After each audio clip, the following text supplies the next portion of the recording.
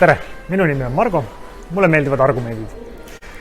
Argumente me kasutame paljudes erinevates olukordades, elus inimestevahelises suhtlemises, koosolekutel, läbirääkimistel, esinemistel.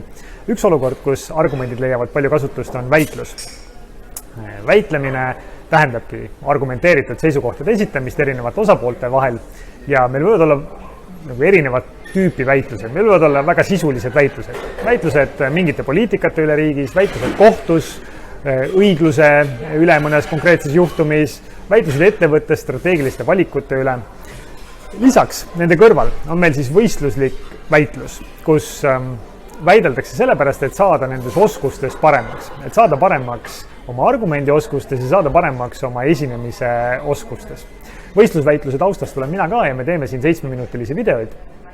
Ja meie tänane video räägib ühest levinud vale arusaamast, mis väitluse kohta inimeste peadus on. Ja see levinud vale arusaamine on see, et väitluses või väitlejad ei kuula. Väitluses ei kuulata teineteist, vaid igaüks lihtsalt räägib mingit oma juttu. Miski ei saaks kaugemal olla tõest. Kuulamisoskus on väitluste puhul ülioluline ja mitte ainult väitluste puhul. Üks näide selle kohta, mis mind ennast on hästi palju kõnetanud, on see, et IBM otsis oma superarvutile, mis võitis inimesi Jeopardy mängus, Eestis siis Kuldvillaku mängus, otsis uut kasutust, et mida selle arvutiga edasi teha. Ja nad seadsid sellele arvutile väga keerulise ülesande. Nad seadsid sellele arvutile ülesandeks väidelda inimese vastu ja võita väitlus inimese vastu. Te võite selle kohta rohkem vaadata, IBM Project Debater, vaatate YouTube'ist neid väitluseid, saate näha, saate selle kohta lisaks lugeda.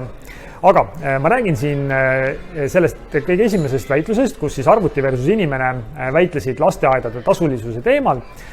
Ja see küsimus oligi, et kas lasteaiad peaksid olema tasuta pakutud avalik hüve. Mõeldi siis Anglo-Ameerika riiki, Inglismaad, Ameerikat, kus see ei ole tasuta pakutud avalik hüve. Arvuti asus seisukohale, et peaks olema ja inimväitleja Harish Natarajan asus seisukohale, et ei peaks olema. Esimene voor, arvuti peab oma kõnet ja teeb korraliku kõne selle kohta, miks lasteaias käimine on lapsele väga kasulik, väga hea asi. Argumendid, tõestusmaterjal, struktuurne kõne, isegi tegi nalja, väga hea kõne. Sai inimväitleja, sõna Harish tuli ja pidas oma kõne ja ütles, et ta ei sea kahtluse alla seda, et lasteaias käimine on lapsele kasulik, aga ta seab kahtluse alla selle, et see peaks olema tasuta pakutud avalik teenus, avalik hüve.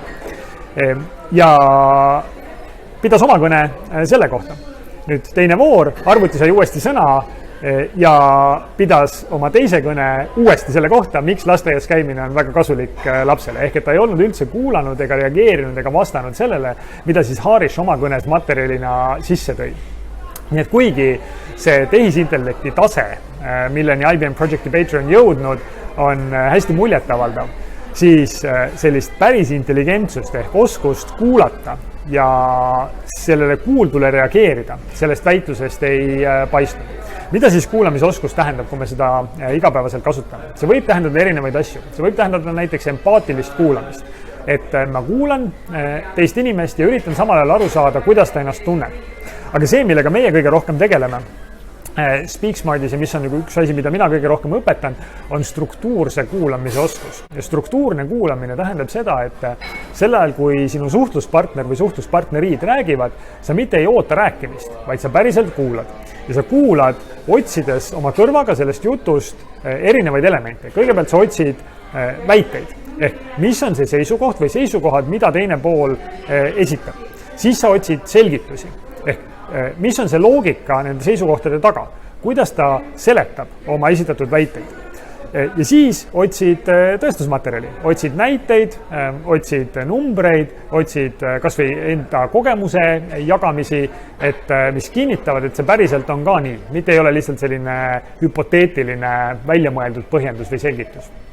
Ja abiks selle kõigi juures on muulgas märkmete tegemine, kui sa teed märkmeid kuulamise ajal ja teed märkmeid struktuurselt, siis püsib su tähelepanu palju rohkem kuulamise juures. Kui sa märkmeid ei tee, siis kipub tähelepanu hästi palju eksima sellele, et sa hakkad oma peas mõtlema, mida sa ise siis ütled või mida sa järgmisena ütled. Nii et see on see, mida struktuurne kuulamine tähendab ja inimesed, kes on käinud koolitusel, kus nad õpivad argumendioskuseid, me kunagi ei õpeta ainult argumendioskuseid üksinda. Me õpetame neid alati koos kuulamisoskusega, sest see on teine pool sellest samast oskuste komplektist ja ainult ühte poolt õpetada oleks vastutustundetu. Inimesed, kes on käinud ja õppinud siis nii argumendi kui struktuurse kuulamise oskuseid, annavad pärast tagasisidet ja ütlevad, et struktuurse kuulamise oskus rakendus esimesena. Et kõigepealt tekkis oskus kuulata teiste inimeste juttu, hoida tähelepanu kuulamise juures ja aru saada, kas jutt on argumenteeritud või on sealt midagi puudu või pole seal üldse ühtegi argumenti selles jutus. Ja alles hiljem tuleb siis kaasa või järgi see enda poolt argumentide esitamise oskus. Ja samamoodi kui inimesed, kes on koolitustel käinud, annavad tagasisidet selle kohta, et mis neile kõige rohkem väärtust või kasu on loonud, siis esimesena nad ütlevad, et neile hakkas väärtuslikuks või kasulikuks muutuma see kuulamise oskus ja lisaks sellele siis ka kuulamisest märku andmise oskus.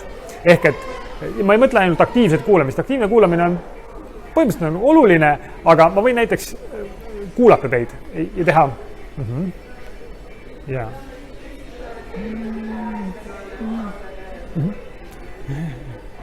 Ja ma võin niimoodi teha tund aega järjest, ilma et ma oleks sisuliselt kuulanud ühtegi asja, mis te mulle suhtluspartnerina ütlete. Ma lihtsalt annan aktiivse kuulamise märguandeid. Aga mida ma pean struktuurse kuulamise juures siis silmas selle all, et annad kuulamisest märku, on see, et sa ütled tagasi lühikese kokkuvõttena, kas või nagu ühe lausena või pooliku lausena, tagasi seda sisulist mõtet, mida sa oled kuulnud oma suhtluspartnerit väljendamas. Ehk sa annad märku, et sa sisuliselt ka kuulsid seda, mida ta ütleb. Ja kui sellisel viisil kuulata, kõigepealt siis struktuurselt kuulad ja siis kuulamisest märku anda, siis tekivad huvitavad väitlused, tekivad päris tegelikud vestlused ja inimeste vaheline väärtuslik kommunikatsioon. Nii et andke teada, mis te arvate, millised on teie kogemused, millised on teie küsimused kuulamise kohta, kuulamise olulisuse kohta ja struktuurse kuulamise rolli ma väitluse juures ja inimeste vahelise suhtlemise juures, siis väga-väga rõhutan alati nii ka teile. Aitäh ja sisukaid argumente!